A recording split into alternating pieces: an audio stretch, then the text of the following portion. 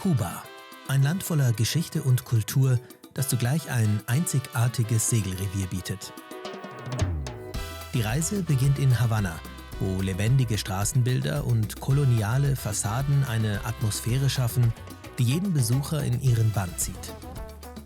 Eine geführte E-Bike-Tour eröffnet überraschende Perspektiven auf diese faszinierende Stadt, die zugleich Tor zu einem maritimen Abenteuer ist. Von Cienfuegos aus geht es mit einem Segelkatamaran von Plattensailing Kuba hinaus aufs Meer, vorbei an endlosen Küstenlinien und hinein in die Welt der Cayos. Türkisfarbenes Wasser, abgeschiedene Strände und eine nahezu unberührte Unterwasserwelt zeichnen diese Route aus. Hier, weit ab von Hektik und Alltag, begegnet man einer Natur, die sich ihre Ursprünglichkeit bewahrt hat. Wer hier in Havanna landet, der sollte sich auf jeden Fall die Zeit nehmen, noch mal 1-2 Tage hier zu bleiben. Und zwar am besten bei Martin von Q-Bike. Martin ist seit inzwischen 8 Jahren hier und ja, er veranstaltet E-Bike-Touren und die sind was ganz Besonderes, denn er fährt mit euch an die wirklich interessantesten und spannendsten Ecken Kubas. Hier kommen dann Straßen vorbei, die man als Tourist normalerweise gar nicht erleben kann. Wir haben gestern diese Tour gemacht und jetzt wartet hier unser typisch kubanisches Taxi, um uns nach Cienfuegos zu bringen, denn dort wartet dann auch schon unser Katamaran von Plattensailing, mit dem wir dann eine Woche auf See unterwegs sein werden. Die geführte E-Bike-Tour mit Q-Bike ist eine wunderbare Möglichkeit, Havanna authentisch und zugleich mühelos zu erkunden. Die elektrischen Bikes sorgen dafür, dass jeder entspannt bleibt, während man durch Gassen und über Boulevards rollt, die voller Leben und Geschichte stecken.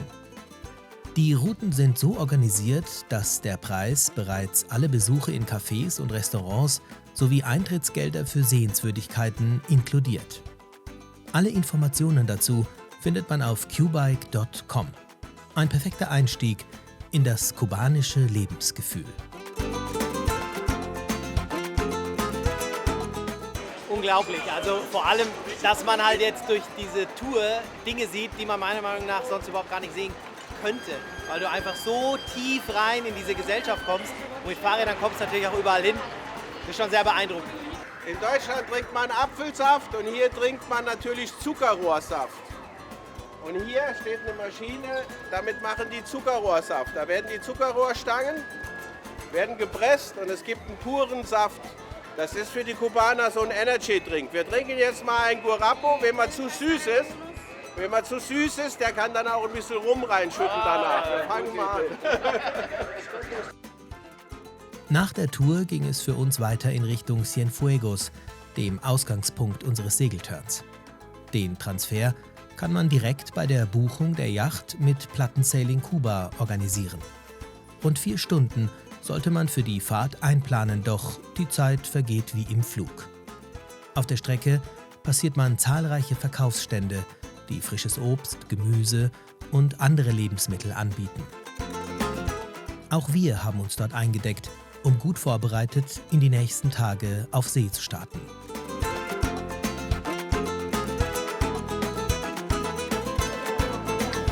Und wie läuft die Fahrt? Recht holprig, aber ich glaube, das macht es gerade aus.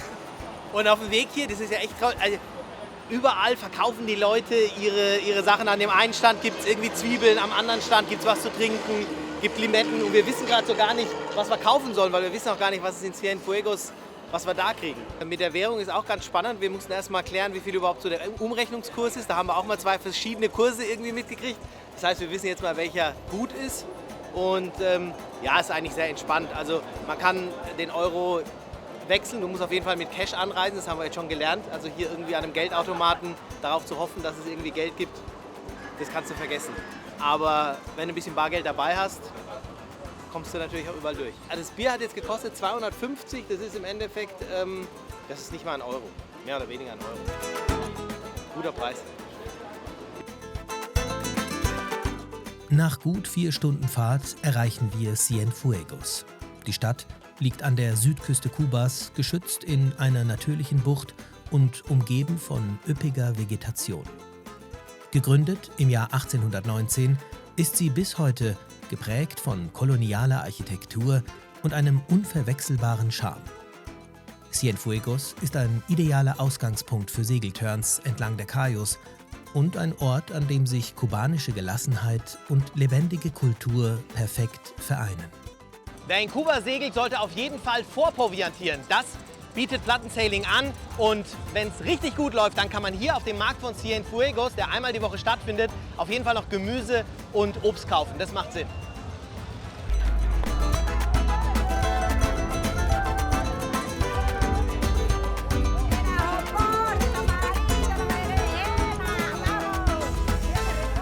Der Markt in Cienfuegos ist ein lebendiger Treffpunkt, an dem sich das kubanische Lebensgefühl besonders gut spüren lässt.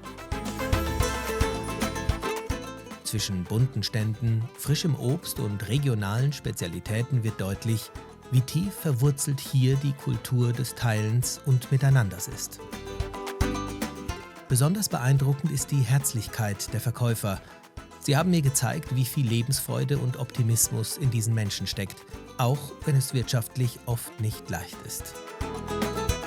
Nach dem Besuch auf dem Markt ging es für uns weiter in die Marina von Cienfuegos, dem Ausgangspunkt für unseren Turn.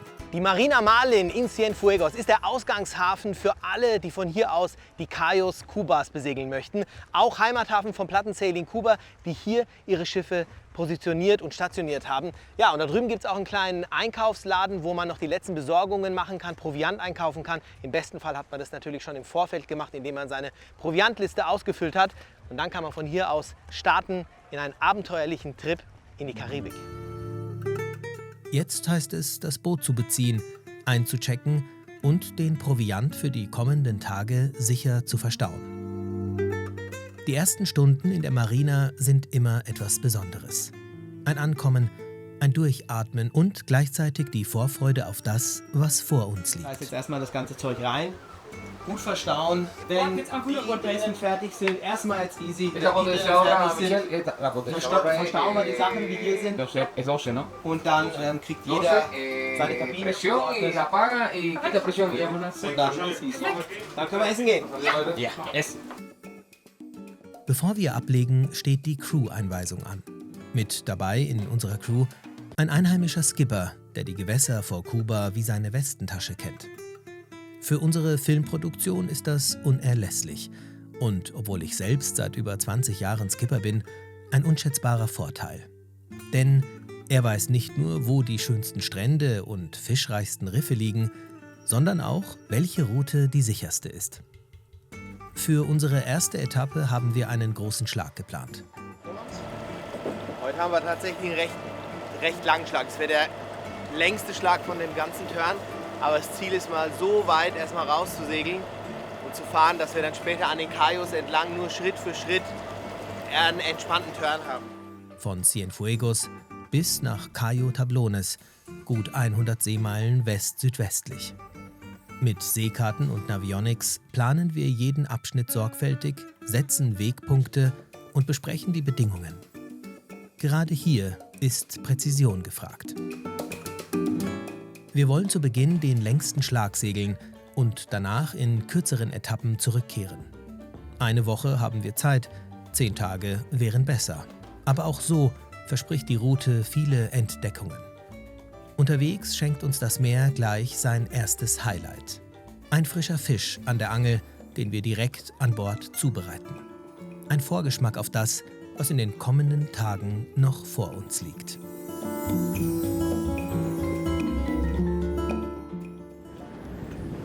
Müssen bei den Windbedingungen immer mal schauen, dass die Segel richtig stehen. Das heißt, zum einen kommt es darauf an, wie viel Segelfläche ist draußen und dann auch, wie flach ist das Segel gezogen. Und entsprechend schneller wirst du dann auch. Und ich kann hier über meine Uhr sehen, wie sich die Geschwindigkeit verändert und ob das Profil des Segels jetzt einfach auch auf den Wind entsprechend gut eingestellt ist. Und manchmal sind es einfach ein paar Zentimeter, die an den Schoten was ausmachen, um dann einfach einen Ticken schneller zu sein. Und auf die Länge der Zeit macht es dann schon mal eine halbe Stunde aus. Der erste Schlag bis nach Cayo Tablones, eine Etappe von rund 100 Seemeilen, fordert uns, gibt uns aber auch Zeit, uns aufeinander einzuspielen. Zusammen mit unserem einheimischen Skipper Santiago wechseln wir uns an Bord ab, besprechen regelmäßig den Kurs und stechen die Seemeilen auf der Karte ab, um immer wieder neu zu prüfen, wo wir gerade sind. Auf dem Weg dorthin machen wir einen kurzen Badestopp. Santiago erzählt uns von einem Wrack, das hier in etwa 6 Metern Tiefe liegt. Eine Einladung für uns, auch unter Wasser auf Entdeckungstour zu gehen. Am nächsten Morgen geht es weiter zu unserem westlichsten Ziel, Cayo Campos. Wir haben davon gehört, dass es dort außer 2 Rangern, ein paar Leguanen und Affen nicht viel gibt. Doch genau das macht den Reiz dieses Ortes aus. Wir ankern in ruhigen Gewässern vor der kleinen Holzhütte der Ranger.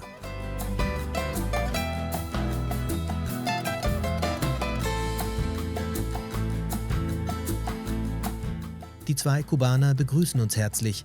Ihre Unterkunft ist so einfach wie nur möglich.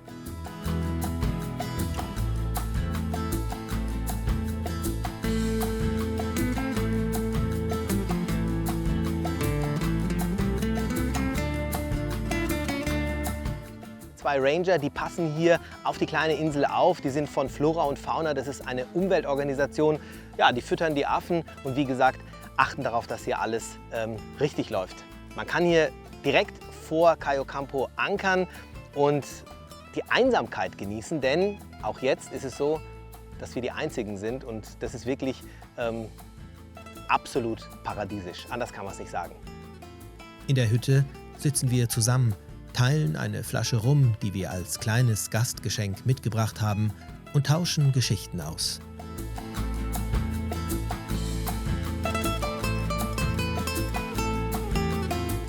Später, als die Sonne langsam untergeht, setzen sich die beiden vor die Hütte in ihre Schaukelstühle. Ein Augenblick voller Ruhe und Einfachheit und für uns einer der schönsten Sonnenuntergänge, die wir je erlebt haben.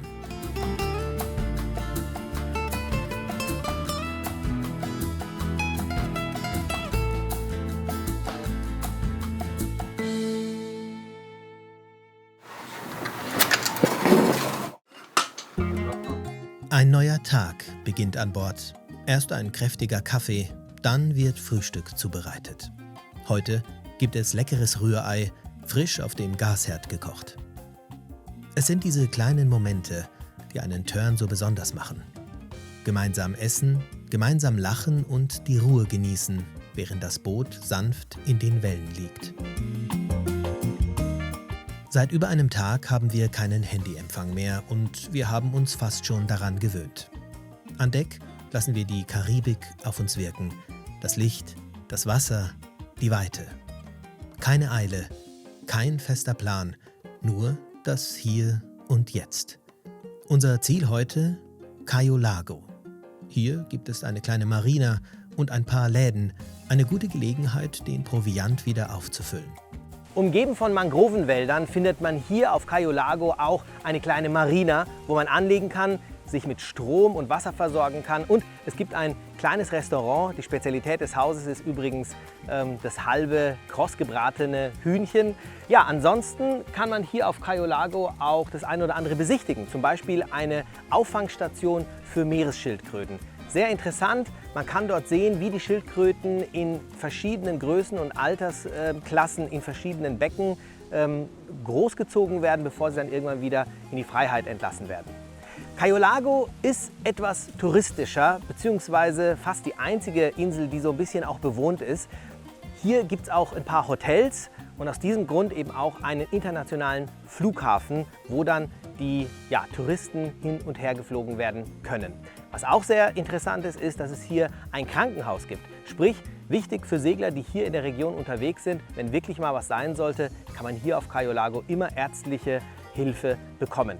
Auch gibt es aufgrund der Hotels natürlich den einen oder anderen Laden, wo man auch ein bisschen Souvenirs bekommen kann. Und als Segler vielleicht auch spannend, Proviantierung. Es gibt hier einen Bäcker, es gibt hier das eine oder andere, was man in einem kleinen Supermarkt kaufen kann. Also hier ist quasi nochmal so eine Möglichkeit, auf offener See nochmal ein bisschen zu proviantieren. Trotz allem sollte man niemals davon ausgehen, hier auf Kuba irgendwo alles zu bekommen, was man braucht. Selbst hier, wo es einen Supermarkt gibt, kann es sein, dass es das eine oder andere vielleicht in diesem Moment nicht gibt. Nichtsdestotrotz hat man hier eben die Möglichkeit, zumindest das eine oder andere provianttechnisch nochmal nachzukaufen. Den Abend genießen wir noch in der Marina von Cayo Lago. Direkt am Wasser essen wir zu Abend, stoßen mit einem Glas Rum an und lassen den Tag bei karibischer Musik ausklingen. Ein perfekter Moment, um Kraft zu tanken für das nächste Abenteuer. Der nächste Morgen bricht an und wir legen wieder ab. Unser Skipper kennt einen kleinen, versteckten Strand, berühmt für seine besonderen Bewohner. Eine ganze Kolonie von Leguanen, die schon neugierig auf uns warten. Es ist echt ein absoluter Vorteil, wenn man so einen Guide dabei hat, weil ohne den Santiago hätte man diesen Platz wahrscheinlich gar nicht gefunden. Wir sind ja um die Marina quasi nur 10 Minuten gefahren, die ganzen Mangrovenwälder, Mangrovenbäume, und jetzt haben wir an so einem kleinen Strand angelegt und hier sind halt einfach Leguane. Das ist doch unfassbar. Also ein bisschen Respekt habe ich ja, muss ich zugeben, aber die scheinen ja ganz easy und ganz friedlich zu sein. Ganz in der Nähe befindet sich die Playa Serena. Einer der Strände, von dem gesagt wird, er gehöre zu den schönsten der Welt. Und tatsächlich, als wir anlegen, trauen wir unseren Augen kaum.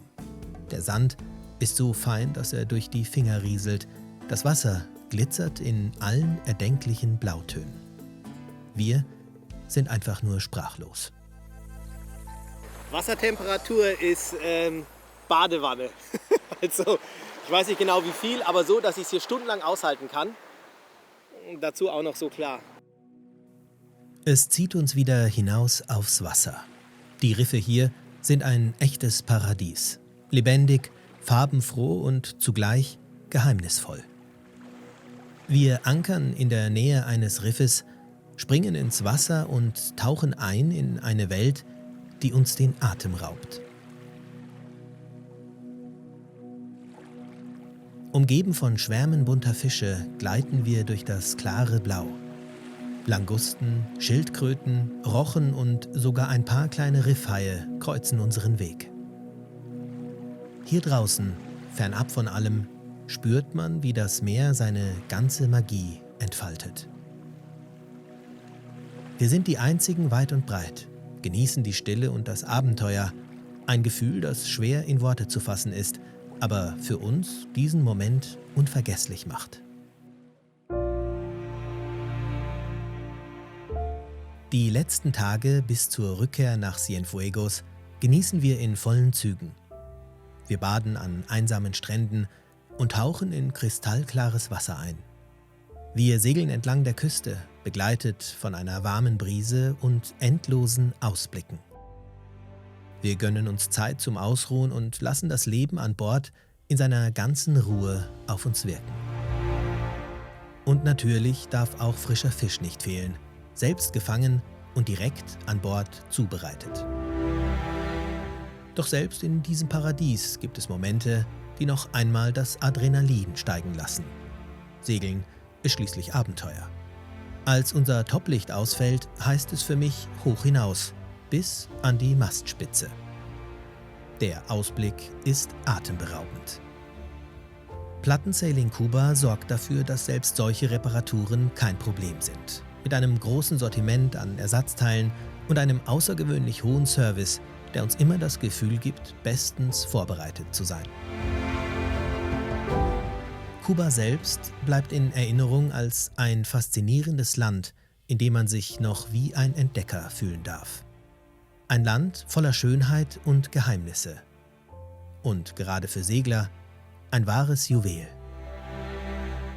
Plattensailing Kuba hat sich für uns als hochwertiger Vercharterer erwiesen. Nicht nur vor Ort mit einem exzellenten Service, sondern auch bei der Routenplanung, den Flügen und zusätzlichen Angeboten wie der E-Bike-Tour in Havanna. Für uns endet hier ein unvergessliches Abenteuer, das uns noch lange begleiten wird. Und wer weiß, vielleicht führt uns der Weg schon bald wieder zurück in dieses wunderbare Paradies. Aber Bilder allein können das einfach nicht wiedergeben. Ne?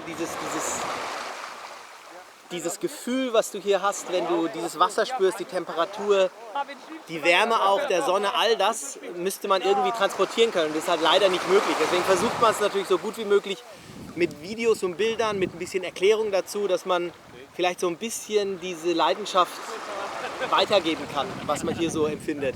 Aber es ist echt schwer. Was willst du denn bei den Zuschauern erreichen? Also sollen die herkommen, sollen die was Schönes sehen, sollen die sich... Ja. Also Ich würde mir wirklich total wünschen, dass wir mit diesen Eindrücken, die wir vermitteln, die Menschen auch dazu bewegen können, hierher zu kommen. Also gerade jetzt das Thema Kuba. Ich habe ja von vielen gehört, was, du gehst nach Kuba, oh, da gibt es ja gar keinen Strom und da ist es nicht sicher und all diese Dinge. Muss ich ganz ehrlich sagen, das ist...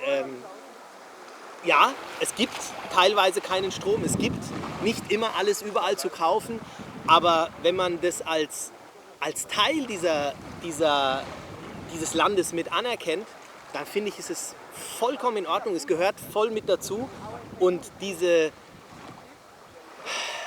also um das hier erleben zu können, ist das jetzt nicht etwas, was man da in Kauf nehmen muss, sondern man lebt damit. Ich meine, hier leben ja auch Menschen, ja? Und wenn man da einfach sich entsprechend drauf einlässt und ein bisschen organisiert und plant, dann ist das hier ein Traum. Also ich kann jedem wirklich nur raten, man muss hierher kommen, weil ich habe so das Gefühl, das ist einer der wenigen Plätze auf der Erde, wo du auch als Tourist noch ein Robinson-Feeling haben kannst, ohne dass du jetzt irgendwie mitten im Amazonas landen musst oder so. Das ist schon sehr beeindruckend. und die Leute, die du so kennengelernt hast, die Kubaner, wie sind die so? Die Kubaner haben mich total beeindruckt. Wir sehen ja auf der einen Seite, was sie nicht haben. Also sie haben ja nicht viel. Und denen fehlt es ja teilweise an absoluten Grundgeschichten. Ja? Also beispielsweise Feuerzeug jetzt bei uns. Und trotzdem sind die so fröhlich. Die lachen dich an, auf der Straße fangen sie das Tanzen an. Egal wo du hier vorbeikommst, die Leute strecken dir einen Daumen entgegen und sagen hey und lachen. Also du wirst jetzt nicht als Tourist angesehen, wo man dich irgendwie, weiß ich nicht, wo man irgendwie als Tourist das Gefühl hat, oh, man ist jetzt nicht willkommen, weil man hat ja vielleicht mehr als die. Das habe ich eigentlich ein bisschen erwartet, aber es ist überhaupt nicht so. Im Gegenteil, man merkt, dass die glücklich sind, dass die Touristen hier sind.